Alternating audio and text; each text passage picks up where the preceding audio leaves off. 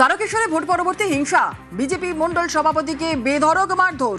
তারকেশ্বরে vote পরবর্তী হিংসা, BJP Mondal সভাপতিকে বেধড়ক মারধর আর মারধরের অভিযোগে ধৃত তৃণমূল নেতার ছেলে। আরো বিস্তারিত জানাবে রানা, আমাদের সঙ্গে রয়েছে রানা।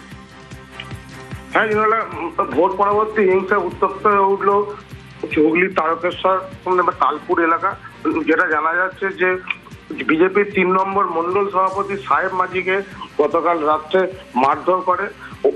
অভিযোগ তালপুর গ্রাম পঞ্চায়েতের প্রাক্তন প্রধান শেখ শাহ আলমের ছেলে শেখ আজহারের বিরুদ্ধে, যে ভোটের আগে থেকে তাকে হুমকি ও মারধরের একটা অভিযোগ আসছিল। সে করেছিল যে তাকে মারধর করা হবে বলে। গতকাল হঠাৎই দুজনকে রাস্তায় দেখতে পেয়ে পথসভা থেকে তারপরে এই সংঘর্ষের ঘটনা ঘটে। তাকে বাঁশ দিয়ে মেরে মাথায় আঘাত করা হয়েছে। ঘটনায় পুলিশ শেখ আজহারকে গ্রেফতার করেছে। বেশ, ধন্যবাদ। আমি বাড়ি থেকে আসছিলাম, জিজ্ঞেস করলাম, আমি বলছি আমরা বিজেপি করি, ভালো তোরা তবু তো থাকতে পারলি, আমরা বাড়িতে বম ফেলেছিলিস আগে বলছে গালাগালি আরম্ভ করে দিয়েছে। প্রধানের ছেলে ছিল, আমার বিজেপি করি, এই কি অপরাধ ওদের কাছে? সেই কারণেই মার। হ্যাঁ।